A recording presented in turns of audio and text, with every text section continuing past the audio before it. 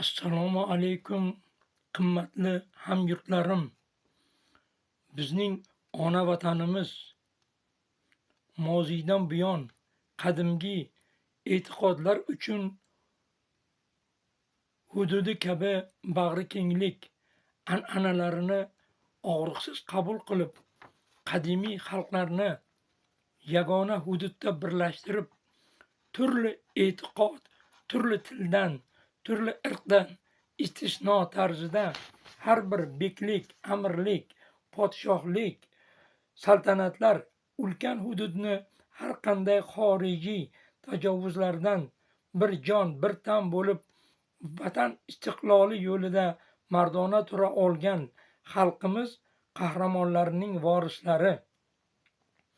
Milodning 7-asrida Islom Qur'onil Karim mafkurasi zuhur etdi. İnsaniyat taraqqiyotiga hech bir bashariyat hazoralar sivilizatsiyasi, islom sivilizatsiyasi chalik jahonga ma'naviy, ma'rifiy, madaniy, iqtisodiy, ijtimoiy tahavvulot va tabaddulotlarni tuhfa qila olmaganligini G'arbning o'zi buni ikki qo'llarini ko'ksilariga qo'yib, tarix sahifalarida muhrlab e'tirof etishganligi haqiqatdir. Qadimda Arabiston yarim orolidagi, hozirgi Saudiya Arabistoni hududidagi 300 dan ortiq arablar, badaviylar qabilalarining islomgacha o'zlarining milliy, qadimiy, qamariy taqvimlari mavjud bo'lgan. Aynan ana shu oy, qamariy taqvimdagi oylarning atalishi hozirgi vaqtda ham muomalada bo'lib, faqat milodning 621-yilidan Janob payg'ambarimiz ikki olam oftobi Rasululloh rahmatullohi robbil alamin Muhammad Mustafa sallallohu alayhi vasallamni qarindoshlarining u zoti muborak sallallohu alayhi vasallamga subhanahu Alloh taolo Robbil izzatning ilohiy irodasi bilan ona shaharlarda muqaddas Makka muazzam bag'ridagi Hiro g'orida islom dinimizning hikmatlari, dur javohir oya ilohiy kalimalari nozil bo'la boshlanganiga 11 yil bo'lganida husumat tufayli Rasul Akram sallallohu alayhi vasallam ham fikrlari tarafdorlari bilan tug'ilgan joylarini tark etishga, ya'ni hijrat etishga majbur bo'ladilar. Ana shunday qilib Nabiyimiz Muhammad sallallohu alayhi vasallamning muqaddas Makka mukarramadan chiqib 540 kilometr masofani 1,5 oy azoblar bilan Yasrib bugungi Madina Munavvaraga shahar aholisining Rasul Akram sallallohu alayhi vasallamga hurmat ko'rsatgan toifasi ansoriylar e'tiborida bo'ladilar. Hijriy qamariy yilining ibtidosi milodning 621-yilining 14-15 iyunlariga to'g'ri keladi. Hozir esa hijriy qamariyning 1446-yilining milodning 225-yildir. Endi biz foydalanib kelayotgan taqvim milodning quyosh yili 365 kun, har 3 yilda, bir yil esa 366 kun bo'ladi. Ammo hijriy qamariy yil uzunligi 354 kun, gohida 9-10 yilda bir marta 355 kundan iborat bo'ladi. Milod hisobida 2025-yil men ajratamiz 621 ni 1404 yildan buyon haj ibodati har yili bir marta bo'lib kelgan. Ammo hijriy qamariy hisobida 1446 yildan buyon 1446 yildan buyon haj ziyorati bir yilda bir marta bo'lib kelyapti. Milod asrining 100 yili hijriyning 100 milod asridan 3 yili 4 oyga kam. Shu sababli 1446-yildan 1404 ni ajratamiz, farqi 42. Ya'ni hijriy qamariy era asrining milod asri davomiyligidan 3 yili 4 oyga kamligi to'g'ri keladi. Ta'kidlash joizki, haj so'zi bilan hijrat so'zining ma'nolari yer bilan osmoncha farq qiladi. Bugun e'tiboringizga havola etilayotgan maqolamiz bu 24-noyabr 2007-yili Termiz oqshomi gazetasida chop qilingan. Shu o'zim muallifiman, shuni sizlarga hozir o'qib beraman. Jamiyatimizda ro'y berayotgan olamshumul voqea va hodisalar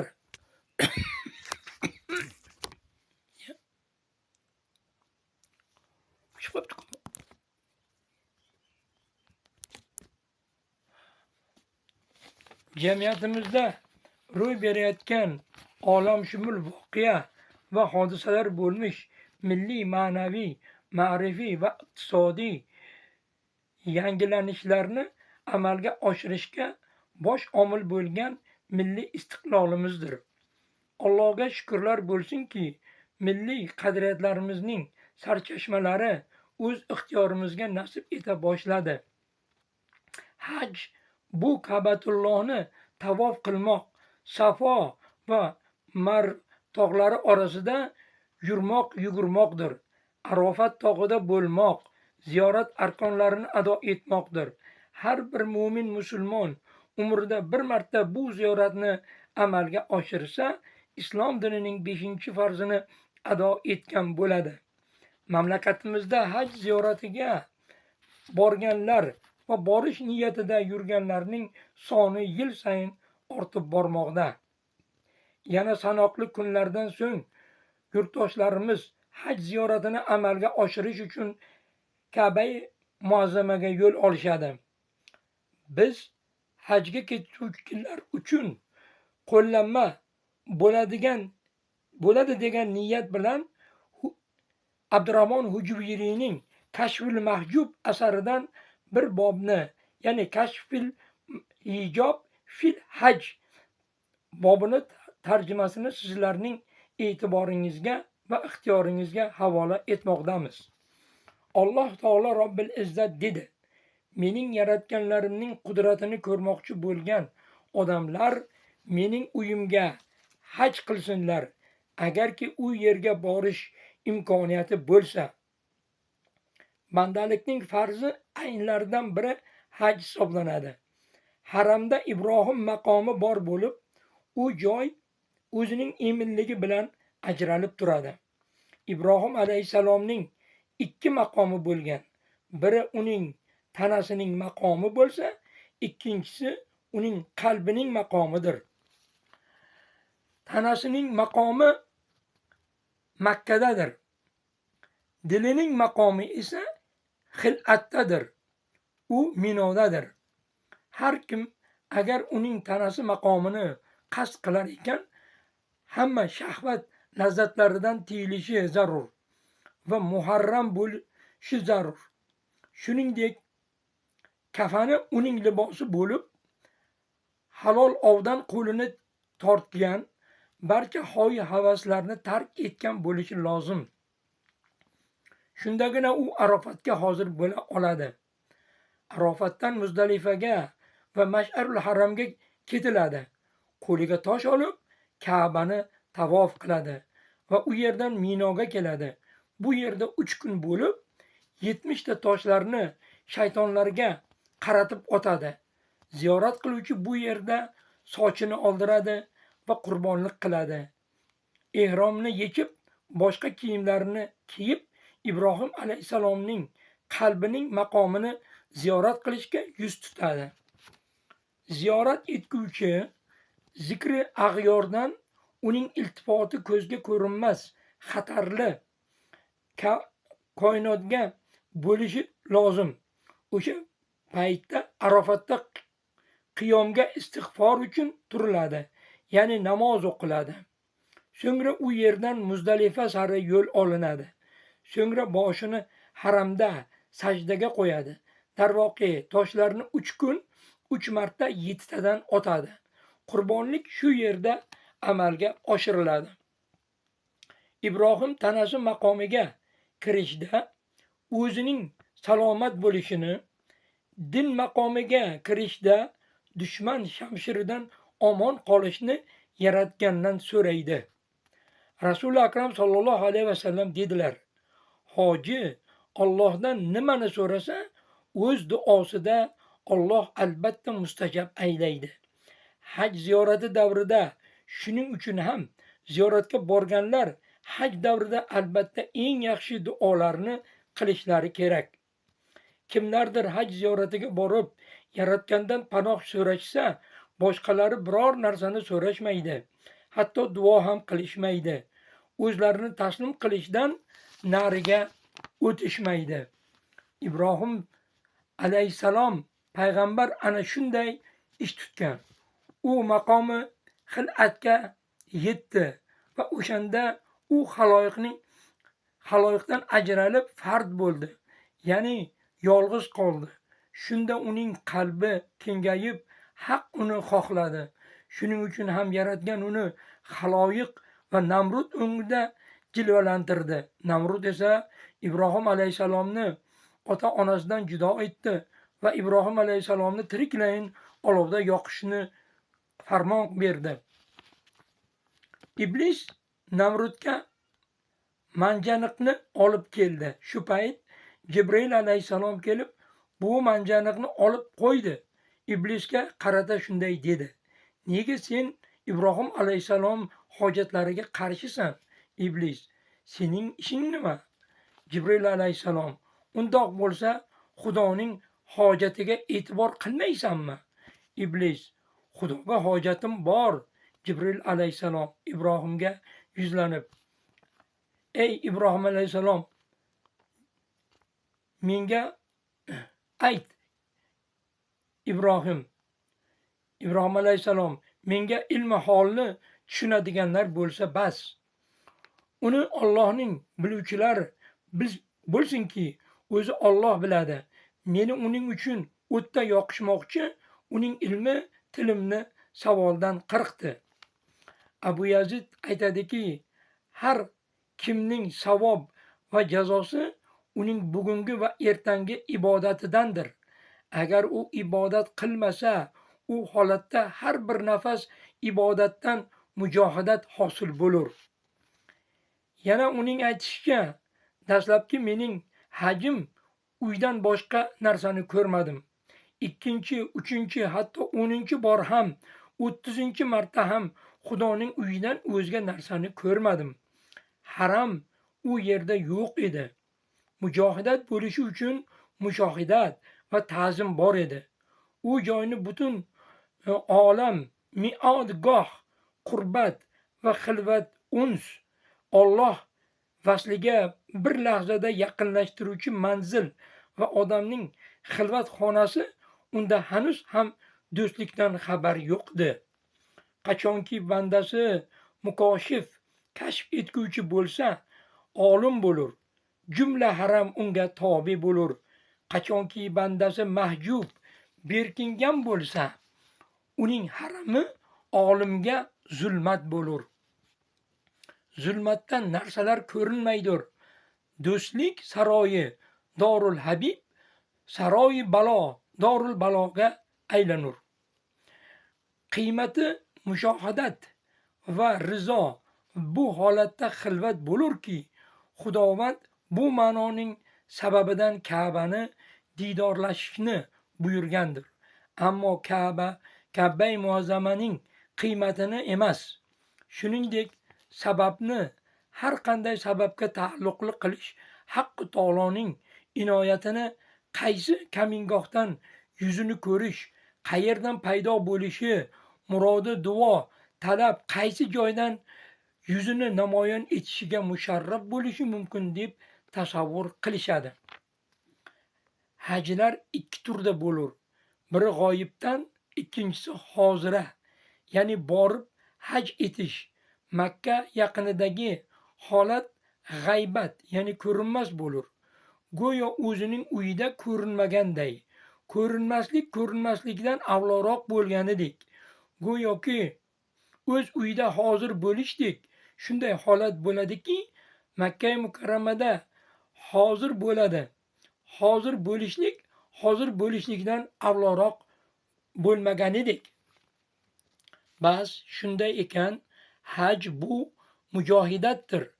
Mushohidatni kashf etishda mushohidatga illat bo'lmaydi, balki uning sababini, haqiqatdagi ma'nosini, uning tasvirini tasavvur etishdan boshqa narsa emas.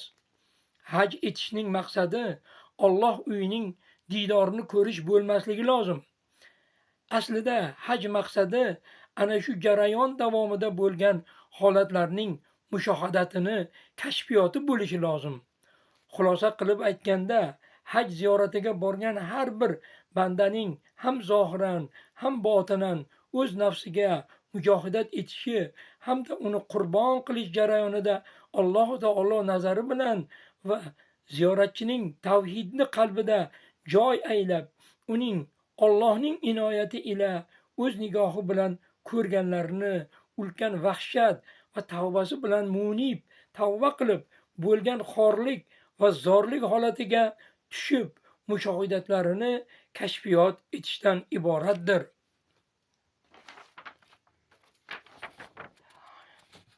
Bir so'z bilan aytganda, barcha mo'min musulmonlarga ushbu ulug' ibodatni bajarish nasib etmog'ini, haq yo'lida qilgan ziyoratlarini Yaratganning o'zi dargohida qabul qilmog'ini tilab qolamiz.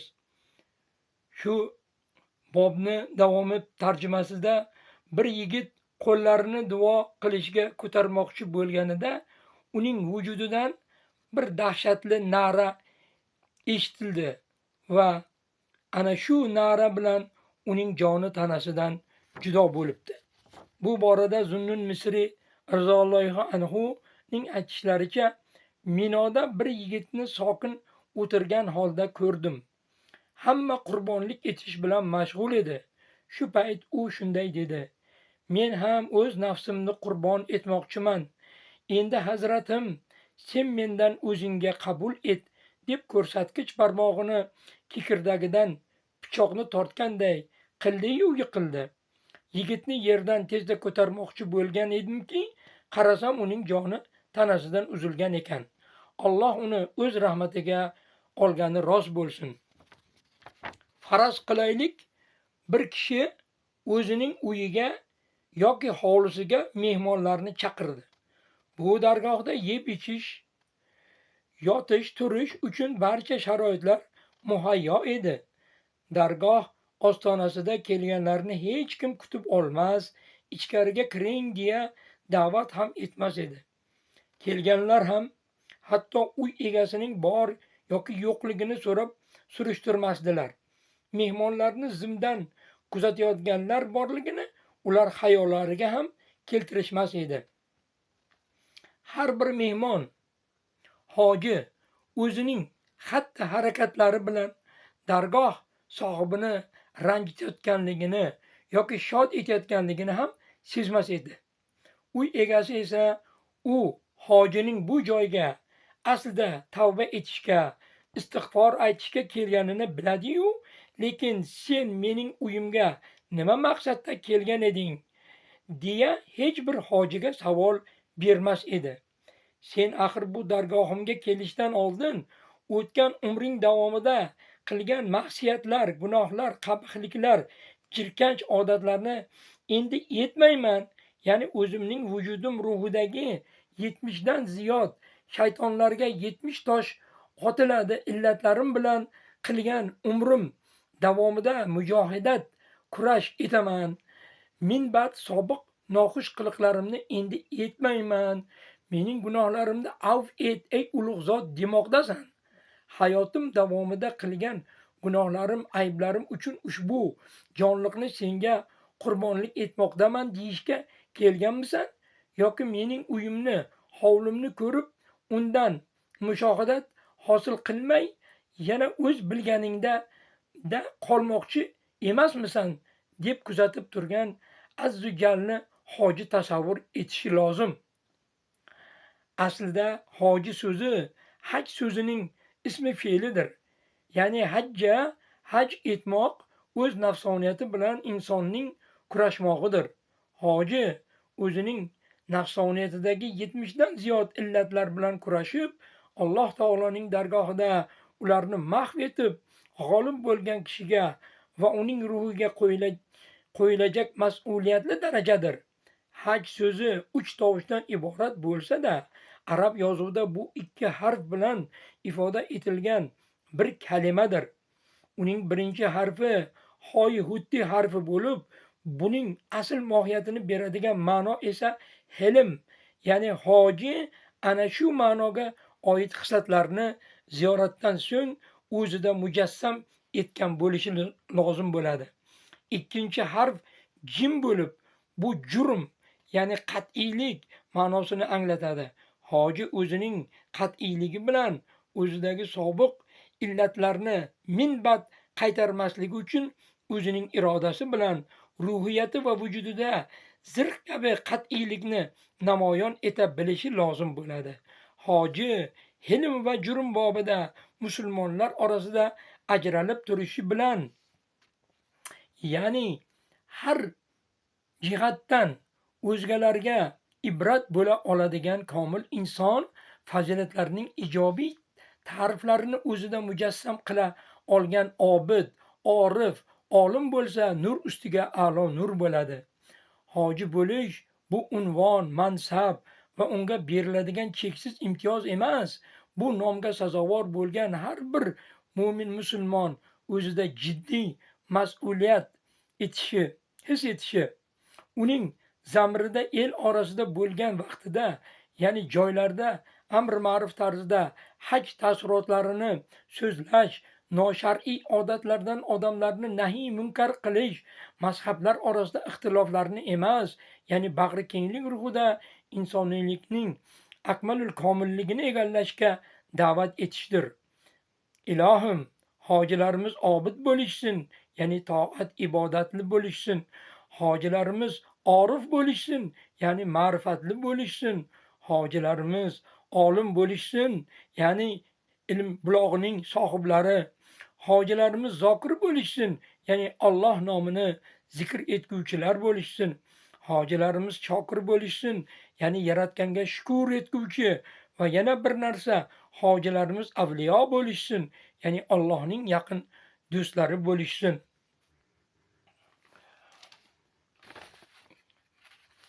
Har bir musulmon hajdek ulug' ziyoratni Alloh nasib etgan bo'lsin.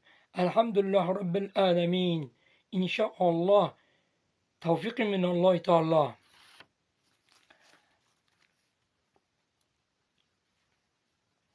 Bu yil va mustaqillik yillarida hukumatimiz tomonidan yaratilgan imkoniyatlardan keng foydalangan yurtimiz musulmonlarining qilgan haj ibodatlarini Allohning o'zi dargohida qabul etsin. Hammaga hojilik maqomi muyassar qilsin. Amin robbil alamin. E'tiborlaringiz uchun rahmat.